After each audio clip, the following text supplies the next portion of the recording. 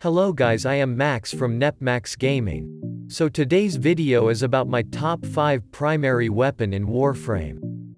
If you guys haven't subscribed to the channel, please subscribe, it would help me a lot. Let's begin. Number 5, Kuva Bramma. Digital Extremes have repeatedly nerfed the Kuva Bramma, yet it remains as one of the game's strongest bows. Every arrow packs an explosive punch that detonates before releasing smaller cluster bomblets. Nearly every explosion from this bow will critically hit or inflict a status ailment when modded properly. Its excellent area coverage and high damage should make this the undisputed king of primary weapons, yet it suffers from extreme self-stagger when used in close range and has a horrible ammo economy. Both of these issues can be fixed with certain Warframe and weapon mods. As long as players are willing to invest in their Warframe and weapon in equal measure, few primary weapons come close to the power of the Kuva Bramma. Moving on to number 4, Cedo. The Cedo is Lavo's signature shotgun that has condition overload as a passive. As the enemy is afflicted with more status types, this gun becomes stronger. Not only does this stack with galvanized savvy, but this gun's alt fire can inflict every basic elemental status effect. Fire your elemental glaive at a group of enemies, clean them up with your main fire, then repeat. You could also use the gun's alt fire mode exclusively for AoE add clear, using your primary fire mode only for tougher targets that aren't immediately killed by the glaive. It deals absurd damage, scales extremely well, and has AoE coverage. What's not to like? Moving on to number 3, Kuva Zarr. Introduced in the Sisters of Parvos update, the Kuva Zarr is a significantly stronger variant of the default Zarr.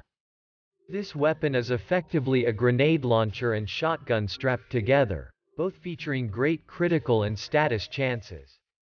Firing a cannonball at a target deals massive damage over a wide radius, further amplified by the weapon's cluster bomblets that spawn once the main cannonball detonates.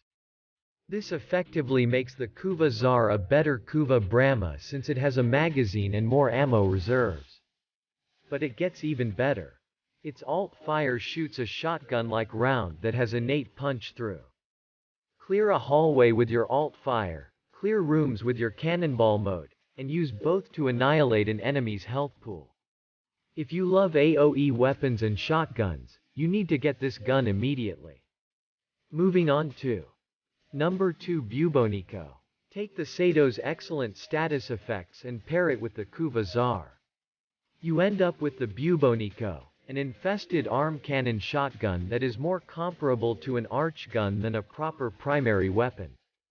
Just like the Zarr, the Bubonico has 2 fire modes, a multi-shot barrage that's full auto and an AoE attack that fires in bursts. The latter is excellent for applying status effects, and the former deals an absurd amount of raw damage.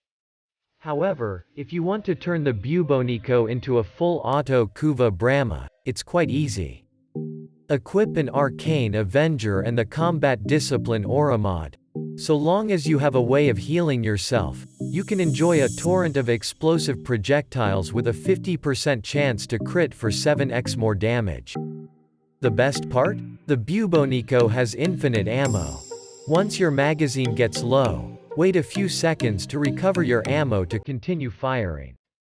The Bubonico has incredible base damage, status chance, critical chance, and almost as much AoE coverage as a Kuva Bramma. When you combine all of these benefits with galvanized mods and weapon arcanes, the Bubonico is arguably the best primary weapon in Warframe. Moving on to number 1, Nataruk.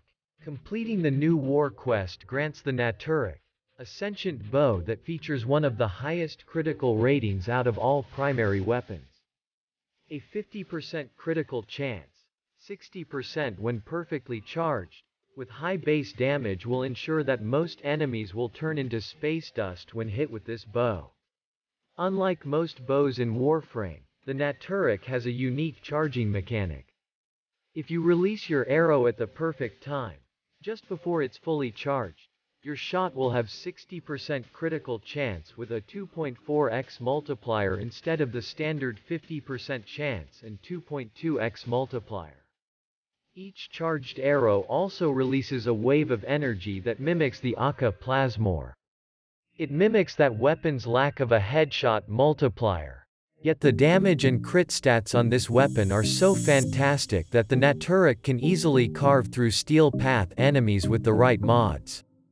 Non-AoE bows don't get much better than this. So guys, that's it for the video. This top 5 primary weapon is from my perspective. If you think I have missed anything or if you don't agree with the weapon choice, please comment down below.